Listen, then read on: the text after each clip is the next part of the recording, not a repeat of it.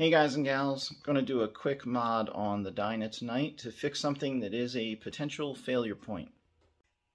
So this is the shifter rod, which goes from the foot peg shifter to the transmission. And this is attached with, I call it like a little mini ball joint type of connection. And these things are notorious for failing. In fact, one day I was out riding on my Sportster before I had this bike, got off an exit, and there was a guy on the side of the road with a wide glide, which has this very thing. It had popped off, and he was stranded. So with some zip ties and electrical tape, we were able to bandage him up, and he got to where he was going. But then I bought this bike and saw it had the same exact part. This thing doesn't inspire a lot of confidence the way it moves around. There's really no way to check it. You can keep this nut tight, but it can pop off here. And it's just been on my mind because the bike now has 30,000 miles on it. And I've heard of these things breaking down on people. So, what are we going to do about this? Well, there is a different style rod. And I'll say right off the bat, I opted not to pay the 90 bucks for the Harley version, and I went with a generic no-name. But it uses something called a Heim joint. So let's crack this open and see what this is like.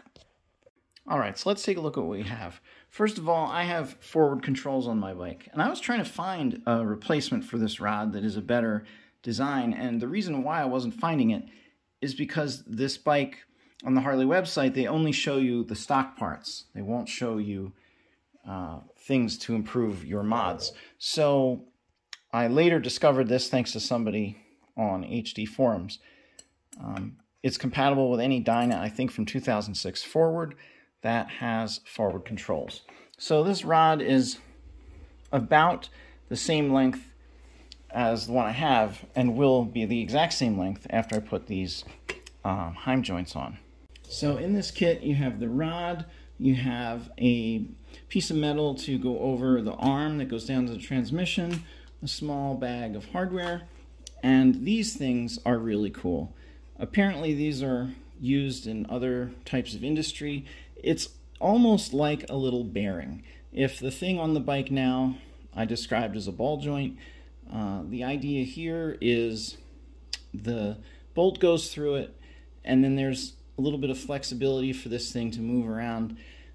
Instead of popping off like the ball joint style can, this thing will probably last forever. I mean, I can't imagine it wearing out just from me shifting. So really neat design, looking forward to getting it on the bike.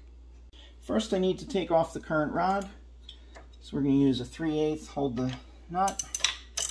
And I've done this a handful of times because I have to remove this to get my oil filter loosened. So this is very simple. It's a nut and a washer, and then this just pops right out. Foot peg drops, and there you can see a little more like what that connector is like. You just don't know how much life it has left in there. Now to get this other guy off, I cheated a little, it's already loose, but same deal, 3/8 inch. When you're first breaking this free, you don't want to, mine was pretty tight, but you want to hold the lever so you're not putting any undue stress on the shift mechanism down there in the transmission. Obviously you don't want to damage anything. Alright, so let's fast forward through this.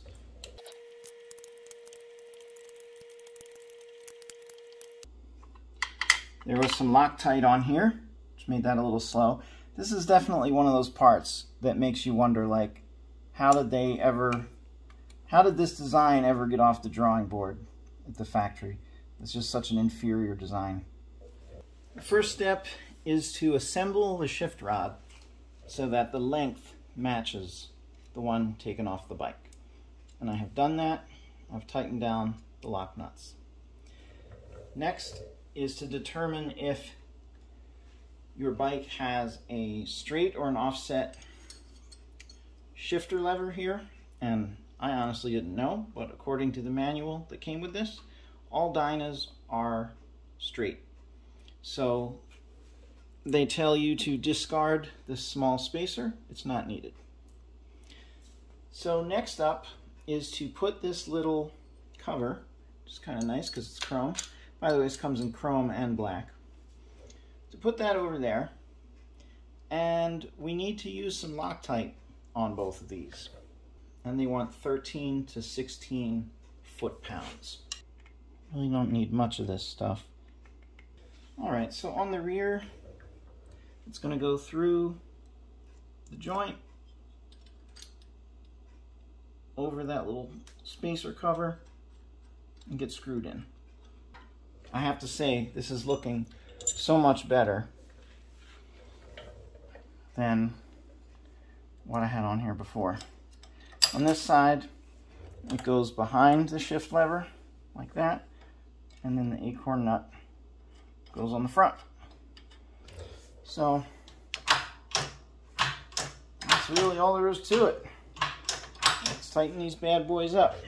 So, really looks nice. The chrome looks nice. It doesn't move and jiggle around like the old one. It's nice and firm. Just love these heim joints. Never heard of these before until I looked into getting a better shift rod. And you can see it does its job like a little bearing. And I am psyched. I'm riding to work tomorrow. I can't wait to do it.